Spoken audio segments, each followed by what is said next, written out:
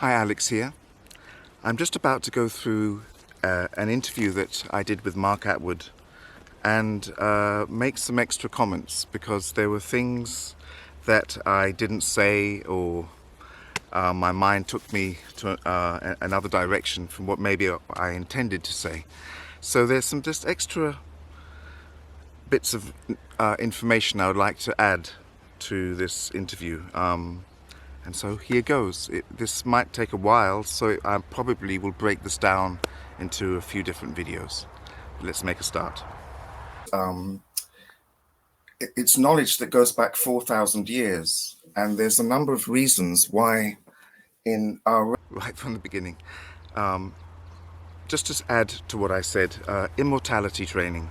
Really, you can just think of it as a modality of training that is mainly based on this internal knowledge of our body, that you are moving in very graceful way, that you are working your mind and body, and especially with what I'm doing, the spirit.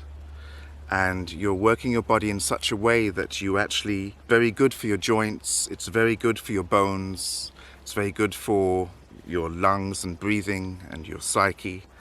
And these are all the kind of reasons why it's called immortality training. And as I say in the interview, aspects and parts of this, you see many people in the parks in China practicing forms of Tai Chi and such like, or Qigong. And that's really what this immortality training is.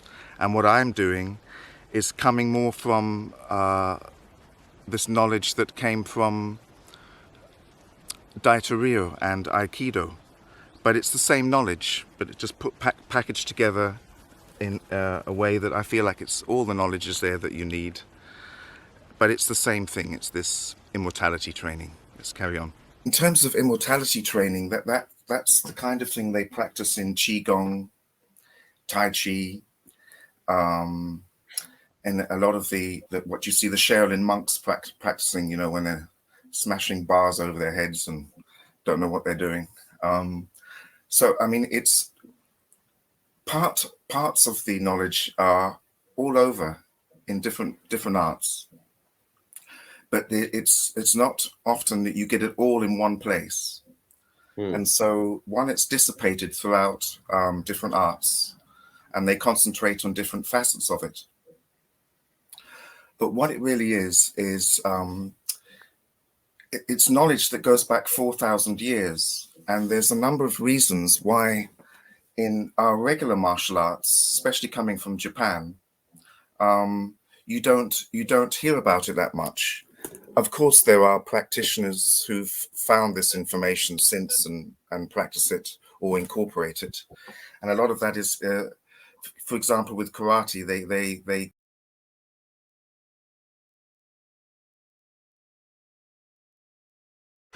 What I meant there was that I have a lifelong friend who's very high up in karate in England, and when I showed him this body knowledge, he was very familiar with it because he'd also, with his studying of karate, gone back more to the Okinawan teachings. There's very much, especially with things like Sanshin, you're using your body and it's very much this type of training. That's all I meant there. Opposed to the mainland Japanese approach. And what it's about is, it's, thousands of years ago, as the different emperors of China having all these different wars, trying to take over lands, they had to figure a way to how to send an army across thousands of miles of territory, carrying all their armor, all their equipment, and yet at the end of it, be fresh to fight the minute they get there, with an army just waiting to to meet them. So their physicians took bodies apart and they figured some things out. And one of the things they figured out, which is becoming more mainstream now, is all about the fascia and all about the ligaments and tendons. What's the The fascia? fascia is, yeah, Yeah, what's the fascia? yeah. The fascia is the white marble you see on the meat in the butchers. Okay. And that fascia actually surrounds all our organs. It surrounds our muscle. And not only there's fascia that runs all over our body, it actually all connects up in one big envelope from toe to head. And when you learn to manipulate the fascia, you can and connect your body toe to head. You are using your body in a whole other way, because rather than being the sum of your parts, you move as one organism. You get power from the ground, which directly translates into your upper body. And so what this knowledge is about is it's learning how to, this is only one aspect of it, by the way. What is commonly known today as internal power training. And what they're doing is they are doing workout on the inside of their body, and they are mainly working the fascia. They're learning how to reteach the body. The mind and body have to have a new communication, if you like. And it's like a baby. You have to start all over again. So how do I walk? How do I breathe? How do you do everything? Because this knowledge has been kept from us. I'll get to that. So, but basically, this fascia and the tendons is where it all started. And then what they learned to do is how to walk in such a way that you don't fight against gravity. Gravity becomes your friend. So it's all about creating opposing forces in your body. Okay. So if you imagine if you bent your legs a little and you stretched up a little, you've created two opposing forces, one down, one up. Okay. And this is kind of what the Sherpas do as an example of using this magic. They have this big band around their head attached to this massive amount of, stuff they're carrying for their climbers. And climbers got all their gear, and these Sherpas just go up without anything. Just Yeah. But what they do is, one, they're leaning slightly forward, and they fall into their step.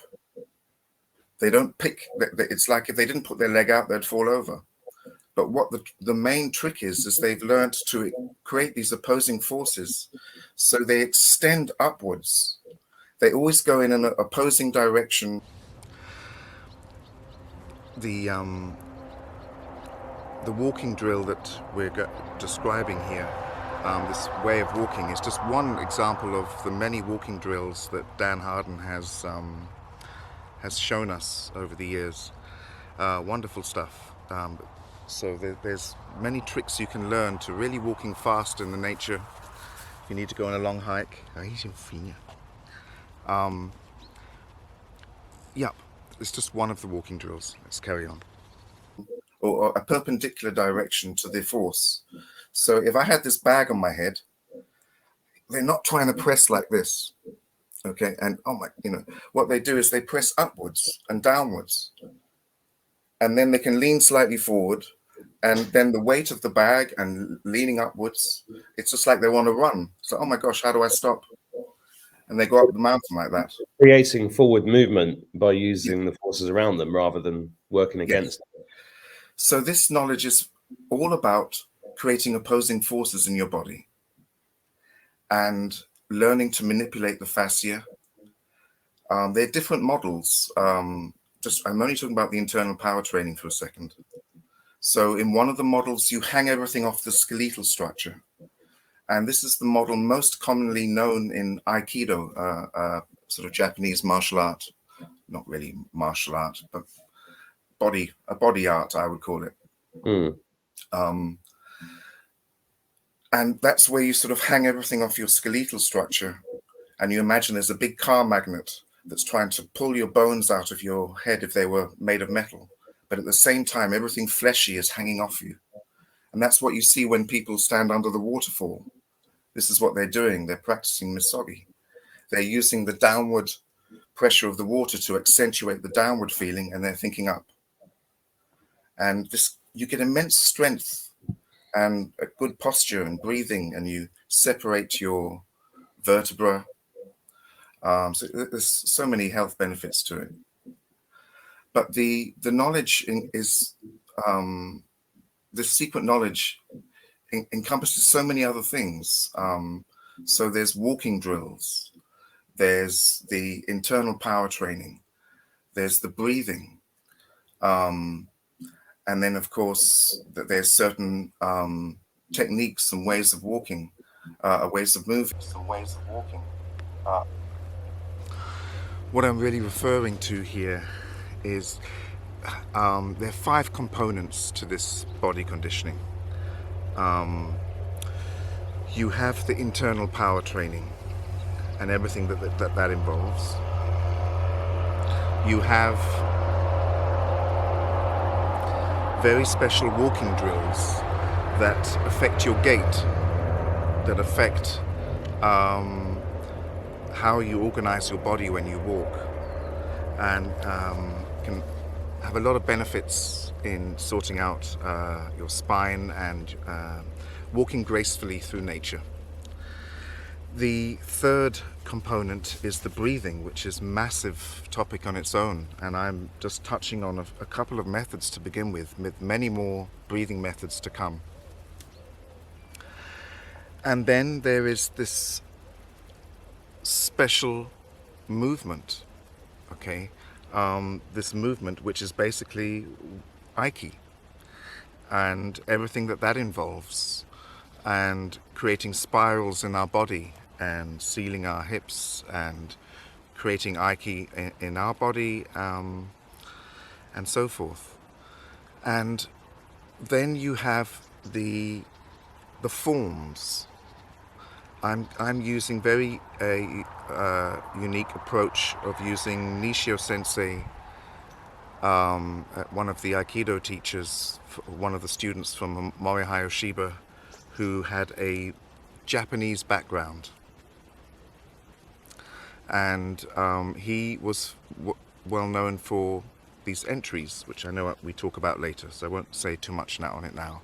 But that's one of the components that I use, those entries, in which to practice the body conditioning. So the whole idea is that you're doing very functional, common sense stuff that actually has other uses as well. Since you're learning to do this body conditioning, why not learn some very sensible moves and techniques? Let's carry on. Ways of moving that make you much more effective. And this starts to get into the area of Aiki, what they call Aikido in Aikido, where what you're doing is when you see people in that sort of Tai Chi move, that Tai Chi stance, they've gone into something called 6 directions. They've ballooned out like a big balloon in all directions, and they've sucked in their abs into their upper back and sealed their spine. And once you've done that, if you then pushed your leg into the ground, or you would create a grand spiral in your body. And the more you seal your spine, your hips, the more efficient is the spiral. More of that energy from the ground will go into your arm. And this is what Aikido is about, is creating spirals. So you create a spiral upwards when you unbend. I should just clarify here, really, technically, we're still talking about internal power training, because internal power training is doing the same things in your body as you do later with Aikido, except you're working around a pivot point with someone else being the pivot point, their hand or fist or whatever. So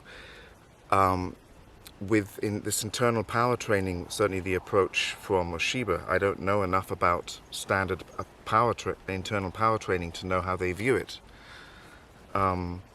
But you're creating these opposing spirals in your body, and you are basically, what you're doing is you are creating opposing forces from your center. So what you're doing is creating opposing forces from your center. And your center is working everything, and we are creating opposing forces from that, and we're bowing and unbowing. And then Aikido really is an extension of that, but when someone else has contacted you, we're doing the same things, but around a pivot point, around a specific point. So rather than that being the center, now it's the pivot point.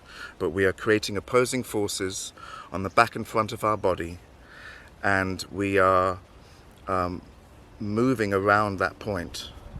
Okay? Everything's happening around that point. So carry on.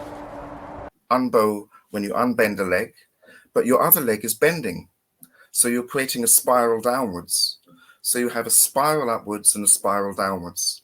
And it's in between these two spirals that you create Aiki, where if someone grabs you, for example, they would say in Aikido, you will feel like you've suddenly fallen on ice. I've taken your balance. And that is because I'm developing a center. This is maybe the most important part of this body knowledge. Is what they were doing is they were creating a real center that's made up of your abs, your back, your diaphragm, your pelvic floor, and everything is driven from these major muscles. And so you reorganize your body and how you do everything. Everything starts to get initiated from your hara, from your center. And the work that we do is connecting your fascia from the ground upwards to the hara, and from above, from your extremities to the hara.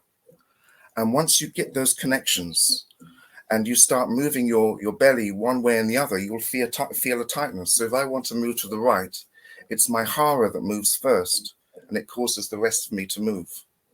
So you end up using these major muscles to drive everything you do. And these extremities, they're just directors.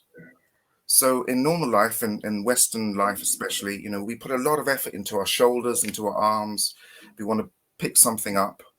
We're putting a lot of effort into upper body and doing it.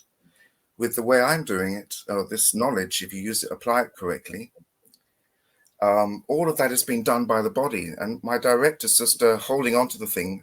And because I'm all connected through the fascia, and I pull fascia from the main core into my arms, I don't need the strength that from my muscles as much, and I don't need to rely on put so much pressure on the joints. The fascia from the core is pulling into my extremities, and I can pick a heavy object up, get connected, go into one of the body models, let's say Misogi, and you can pick everything up, and all that weight is hanging off your skeletal structure and your connective tissues, which is the ligaments and tendons.